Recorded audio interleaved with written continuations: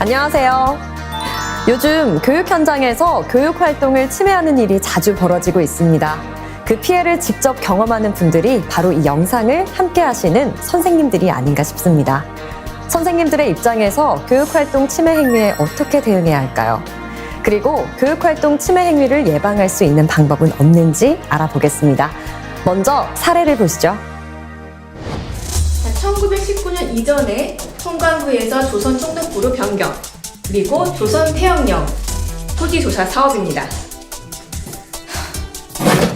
자, 착표고 수업 집중합니다.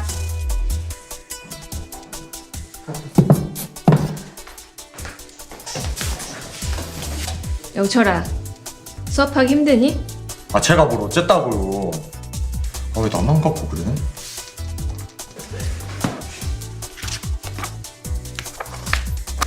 네가 이렇게 떠들면 다른 친구들 수업하는데 방해가 된다고. 에이씨.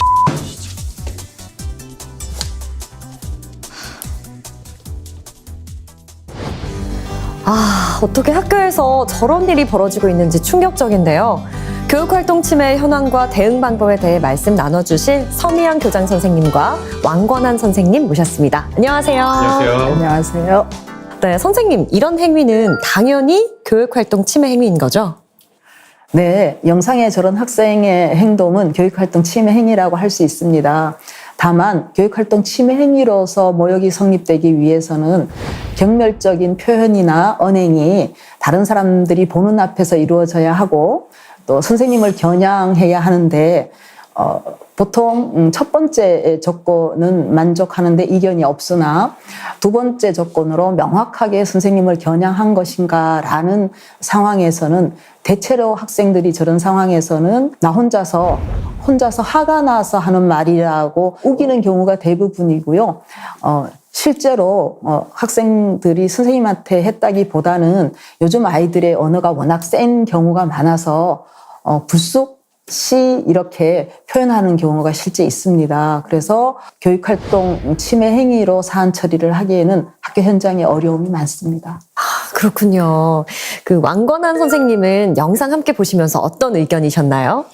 예, 이럴 때 학생이 교육활동 침해를 하지 않았다고 주장하면은 사안을 현실적으로 처리하는데 어려움이 좀 있거든요. 하지만 선생님의 정당한 지도를 거부하고 정상적인 수업 진행을 방해해서 다른 학생들의 학습권, 본인의 학습권도 침해를 하고 있기 때문에 이런 건 그냥 넘어가면 안 되는 큰 문제일 수 있습니다. 그 학교나 학급 구성원들이 사전에 협의한 원칙들이 있을 것인데 그 합의한 일관된 기준에 따라서 교육적 시스템이나 프로그램을 마련해서 실시하고 그런 지도에도 불구하고 학생의 수업 방해 행동이 계속된다면 정당한 교육활동에 대한 지속적인 부당 간섭으로 교권보호위원회의 도움을 받을 수 있습니다. 그렇군요. 좀 더 얘기를 나누기 전에 빈번하게 일어나는 다른 사례를 하나 더 살펴보도록 하겠습니다.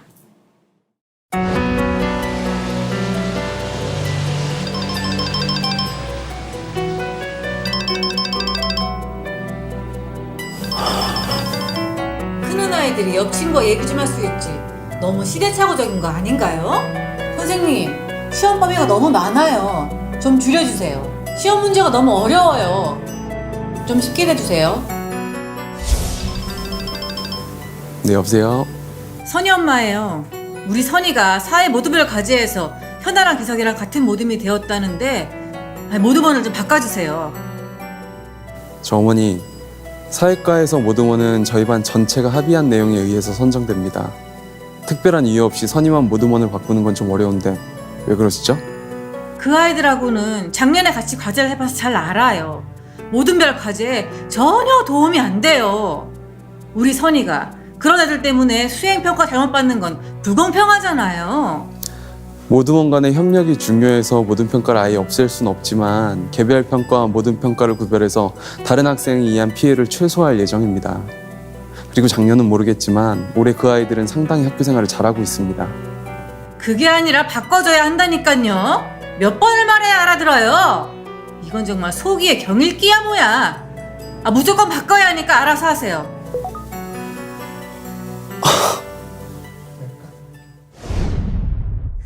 영상을 보는 내내 제가 화가 날 정도인데요. 이건 어떤 유형의 교육활동 침해에 해당하는 거죠?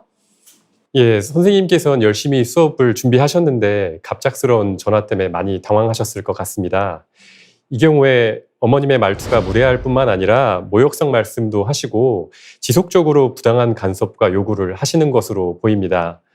그렇다면 이런 경우에 정당한 교육 활동에 대한 지속적인 부당 간섭으로 볼 수 있습니다. 이를 증명할 수 있도록 육하원칙에 따라서 사례를 구체적으로 기록을 해두시고 녹음 파일이 있으면은 증명하기에 더 좋습니다.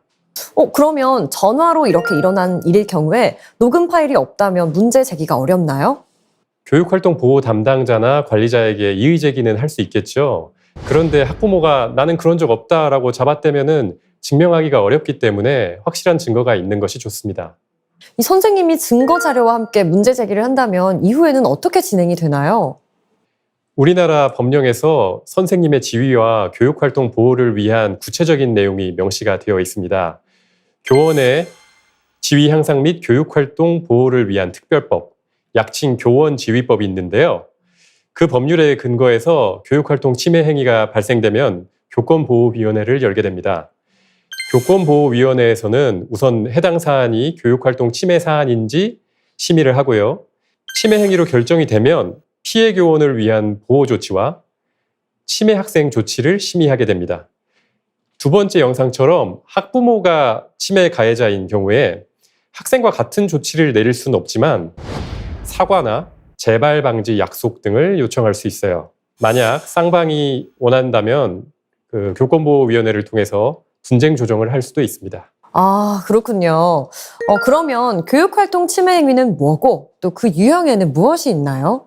교육활동 침해 행위는 소속 학교의 학생 또는 그 보호자 등이 교육활동 중인 교원에 대하여 상해와 폭행, 협박, 명예훼손 및 모욕, 손괴, 성폭력 범죄, 불법 정보 유통 행위, 공무방해 및 업무방해, 성적 협오감 및 굴욕감을 느끼는 행위, 그리고 정당한 교육활동의 반복적 부당 간섭 행위, 그 외에 학교장이 교육공무원법 제43조 제1항에 위반한다고 판단한 행위를 교육활동 침해 행위로 보고 있습니다.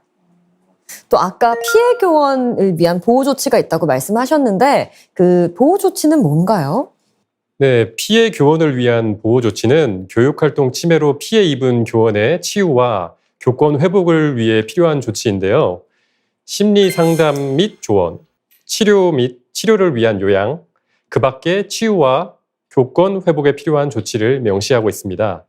그 이외에도 5일 이내에 특별 휴가를 사용할 수 있고 법률 자문도 받으실 수 있습니다. 그리고 교육활동 보호와 피해 교원 지원을 위해서 전국 시도교육청에 교원 치유 지원센터를 운영하고 있거든요. 전국의 시도교육청 교원 치유 지원센터에서는 심리상담이나 치료비 지원, 법률 자문, 그리고 교육활동 보호를 위한 다양한 프로그램을 제공하고 있습니다. 당연히 비밀도 보장되고 동의하신 내용에 대해서만 진행이 이루어지기 때문에 걱정 마시고 연락하셔서 많은 도움 받으시기 바랍니다. 그렇군요. 그럼 가해 학생에 대한 조치도 있는 건가요?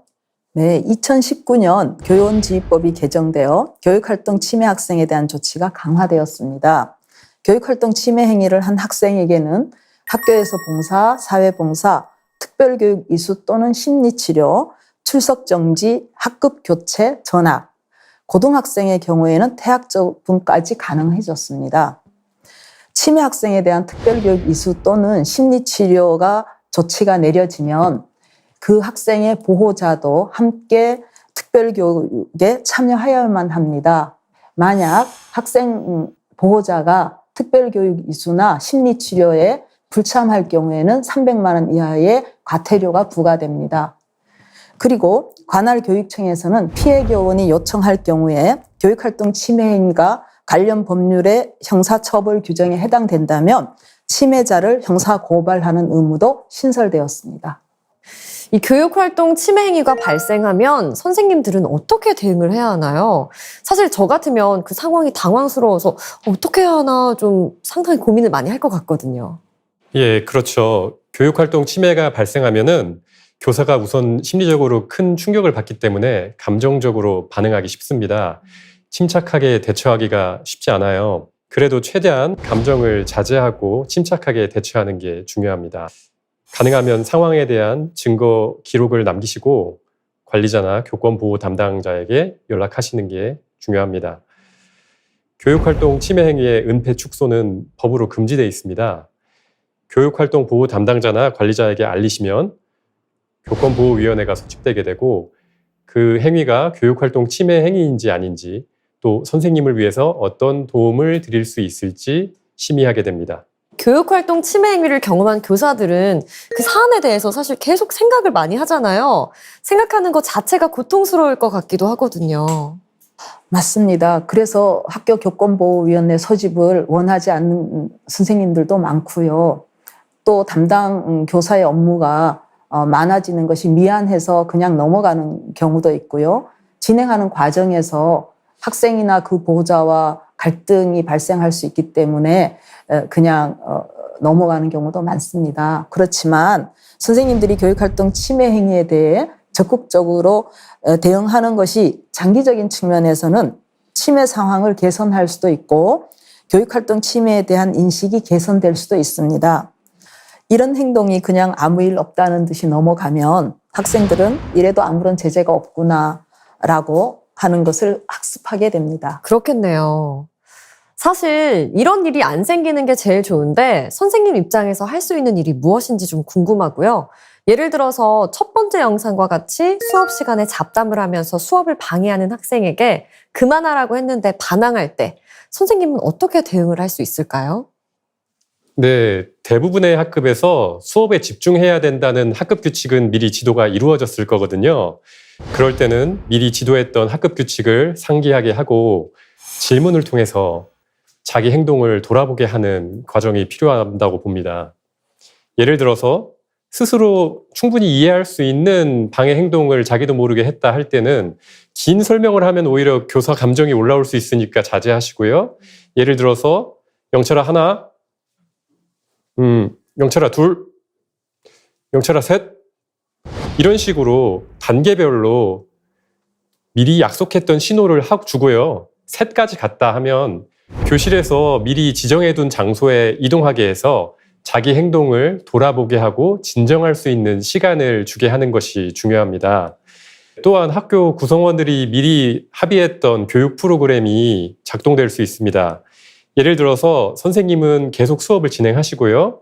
학교의 교권보호 담당관이나 지정된 선생님이 학생을 인솔해서 자신의 행동을 뉘우칠 수 있도록 미리 준비한 교육적 지도 프로그램을 실행할 수 있죠.